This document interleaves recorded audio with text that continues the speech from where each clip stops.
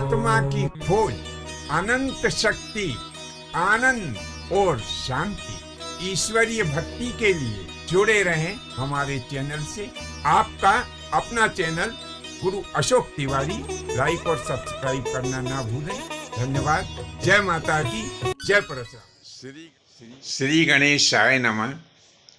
प्रिय बंधुओं, आज हम आपकी सेवा में विषय लेकर के उपस्थित हुए हैं कि किस देवी और देवता की प्रसन्नता के लिए हमें कौन सा दीपक जलाना चाहिए। तो चलिए जानते हैं इसी के संबंध में विस्तार के साथ में। सर्वप्रथम हम बता रहे हैं कि लक्ष्मी नारायण की प्रसन्नता के लिए हमें कौन सा दीपक जलाना चाहिए। भगवान लक्ष्मी नारायण की प्रसन्नता के लिए हमें गाय के घी का दीपक जलाना चाहिए और उसमें सफ़ेद रंग की बत्ती जो है रखना चाहिए। यदि संभव हो तो जो कमलगटा होता है, यानी कमल के जो बीज होते हैं, उससे जो माला बनी हुई होती है, उस माला से हमें एक माला ओम नमो लक्ष्मी नारायणाय नमः इस मंत्र का जाप भी करना चाहिए। ऐसा करने से घर में जो आर्थिक परेशानी होती है वह आर्थिक परेशानी दूर होती है। घर में सभी पारिवारिक सदस्यों के बीच में स्नेह का वातावरण निर्मित होता है और भगवान लक्ष्मी नारायण की कृपा हमारे परिवार पे बनी रहती है। अब उमा महेश्वर की प्रसन्नता के लिए हमें गाय के घी का दीपक अथवा तिल के तेल का दीपक या नारियल के तेल का दीपक जलाना चाहिए। तो जब हम उमा महेश्वर की पूजन कर रहे हों तो इतना ध्यान रखें कि उस दीपक में या तो सफ़ेद रंग की बत्ती हो या लाल रंग की बत्ती हो। तो ये सफ़ेद या लाल रंग की बत्ती से ही उमा महेश्वर के सामने हम जो दीपक समर्पित करते हैं वो बत्ती रख के और फिर उस दीपक को प्रज्वलित करना चाहिए। यदि इस प्रकार से दीपक प्रज्वलित करके आप रुद्राक्ष की माला से एक माला ओम उमा महेश्वराय इस मंत्र का जाप करते हैं तो आपके घर में स्नेह का वातावरण बनता है। भगवान शंकर और पार्वती की कृपा आपके ऊपर बनी रहती है। शत्रुओं का विनाश होता है, घर में सुख और शांति आती है। तो यहाँ पर जो हमने शत्रुओं के विनाश की बात कही है तो हम किसी लौकिक अथवा सांसारिक शत्रु का जिक्र नहीं कर रहे हैं। हमारे भीतर ही काम, क्रोध, लोभ, मोह, मत्सर तथा अहंकार आदि जो शत्रु बैठे हुए हैं, भगवान उमा महेश्वर की आराधना करने से ये जो हमारे भीतर बैठे हुए शत्रु हैं इनका विनाश होता है। जब हम भगवान ब्रह्मा जी और माता गायत्री की आराधना कर रहे होते हैं तो इनकी प्रसन्नता के लिए हमें गाय के घी का दीपक या तिल के तेल का दीपक अथवा नारियल के तेल का दीपक माता गायत्री और ब्रह्मा जी को समर्पित करना चाहिए।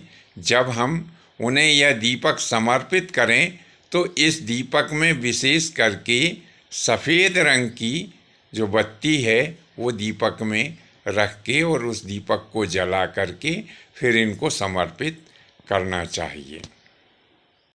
माता गायत्री और ब्रह्मा जी की प्रसन्नता के लिए चंदन की माला से अथवा तुलसी की माला से 108 बार यानी एक माला गायत्री मंत्र का जाप भी हमें करना चाहिए। ऐसा करने से हमारे मन में ईश्वर के प्रति भक्ति बढ़ती है और ज्ञान का प्रवेश होता है। सभी प्रकार की शांति हमारे घर में बनी रहती है। अब यदि हम दुर्गा जी की आराधना कर रहे हैं तो दुर्गा जी का जो दीपक होता है उसमें हमें लाल बत्ती स्थापित करना चाहिए और माता दुर्गा जी के लिए जो गाय के दूध से घी निर्मित किया जाता है वह घी अथवा सरसों के तेल का दीपक अथवा तिल के तेल का दीपक माता दुर्गा जी को समर्पित करना चाहिए। माता दुर्गा जी की प्रसन्नता के लिए ओम कात्यायनी नमः इस मंत्र का जाप एक माला यानी 108 बार इस मंत्र का जाप मूंगे की माला अथवा लाल चंदन की माला से करना चाहिए। ऐसा करने से हमारे मन में निर्भयता उत्पन्न होती है और बिगड़े हुए काम बनते हैं। घर में अभिचार जनित यानी टोने और टोटके वाली क्रिया घर में प्रवेश नहीं करती है। घर में सुख और शांति बनी रहती है। अब यदि हम हनुमान जी की आराधना कर रहे हैं तो हनुमान जी के लिए हम जो दीपक समर्पित करते हैं उसमें गाय के दूध से निर्मित जो घी होता है वह घी हमें लेना चाहिए और तिल के तेल का दीपक भी हम हनुमान जी को समर्पित कर सकते हैं। नारियल के तेल का दीपक भी उनको समर्पित किया जा सकता है। अब जो दीपक हम हनुमान जी के लिए समर्पित कर रहे हैं उसमें लाल बत्ती स्थापित कर और फिर उस दीपक को प्रज्वलित करके हनुमान जी दादा को समर्पित कर देना चाहिए। तुलसी अथवा चंदन की माला से एक माला जप हमें श्री सीताराम जी के नाम को लेते हुए करना चाहिए, क्योंकि हनुमान जी महाराज को प्रसन्न करने का सबसे अच्छा तरीका है। जितना हनुमान जी महाराज भगवान श्री सीताराम जी के नाम को सुनने से प्रसन्न होते हैं उतना और किसी दूसरे पूजा सामग्री आदि से प्रसन्न नहीं होते हैं। यदि हमें हनुमान जी का कृपा प्रसाद चाहिए तो हनुमान जी महाराज को अधिक से अधिक श्री सीताराम जी का नाम सुनाना चाहिए। सीताराम जी का नाम सुनने से हनुमान जी दादा बहुत जल्दी प्रसन्न हो जाते हैं और जो मनुष्य हनुमान जी महाराज की पूजन करता है उसे किसी प्रकार का भय नहीं होता है। भूत प्रेत टोने टोटके जनित जो बाधाएं होती है वे सब उससे दूर रहती है और जिसके ऊपर हनुमान जी महाराज की कृपा होती है उसके ऊपर श्री सीताराम जी स्वयं कृपा करते हैं। अब यदि हम भैरव बाबा की पूजन कर रहे हैं और उन्हें दीपक समर्पित कर रहे हैं तो गाय के दूध से निर्मित जो घी होता है उसका दीपक भैरव बाबा को समर्पित किया जा सकता है। साथ में सरसों के तेल का दीपक भी उन्हें समर्पित किया जा सकता है और तिल से जो तेल निर्मित होता है वह दीपक भी भैरव बाबा को समर्पित किया जा सकता है। परंतु हमें इतना ध्यान अवश्य रखना चाहिए कि जो दीपक हम भैरव बाबा को समर्पित कर रहे हैं उसमें हमें काले रंग की बत्ती स्थापित करना चाहिए। तो इस प्रकार से भैरव बाबा को समर्पित किए जाने वाले दीपक में काले रंग की बत्ती रख करके फिर उसे प्रज्वलित करके और भैरव बाबा को समर्पित कर देना चाहिए। रुद्राक्ष की माला से ओम भैरवाय नमः इस मंत्र का एक माला जाप हमें कर देना चाहिए। जब हम इस मंत्र का जाप करते हैं तो हमारे द्वारा किए गए इस मंत्र के जप प्रभाव से हमारे घर में अभिचार जनित क्रिया नहीं आती है, हमें किसी प्रकार का भय नहीं होता है और हमारा परिवार सुखी और प्रसन्न रहता है। जब हम क्षेत्रपाल की पूजा करते हैं तो क्षेत्रपाल की प्रसन्नता के लिए गाय के दूध से निर्मित घी, भैंस तथा बकरी के दूध से निर्मित घी, सरसों के तेल का दीपक और तिल के तेल का दीपक भी क्षेत्रपाल को समर्पित किया जा सकता है।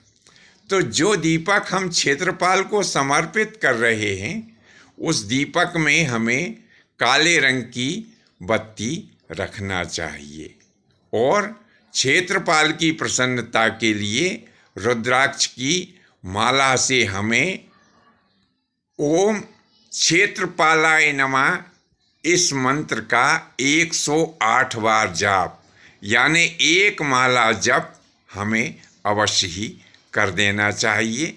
यदि हम ऐसा करते हैं तो अभिचार जनित क्रिया हमारे घर में प्रवेश नहीं करती है, टोने टोटके का असर नहीं होता है, भूत प्रेत की बाधाएं दूर भाग जाती है और घर में प्रसन्नता का वातावरण निर्मित होता है। तो बंधुओं, जिन देवी और देवताओं के संबंध में हमने जो विधि बताई है यह एक बहुत ही सीधी और साधारण विधि है। यदि हमारे दर्शकों को यह विधि अच्छी लगे तो अपने घर में ज़रूर ही करना चाहिए।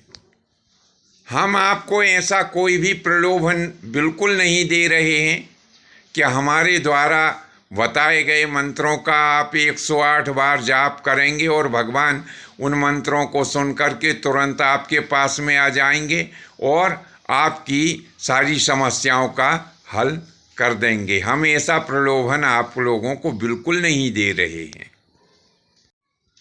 जब हम किसी भी देवी अथवा देवता का, अपने इष्ट देवता का मंत्र जाप करते हैं तो उनकी कृपा हमें धीरे धीरे प्राप्त होती है और जब उनकी कृपा हमें प्राप्त हो जाती है तो हमारे सारे संकट दूर हो जाते हैं तथा जीवन आनंदमय और मंगलमय बन जाता है।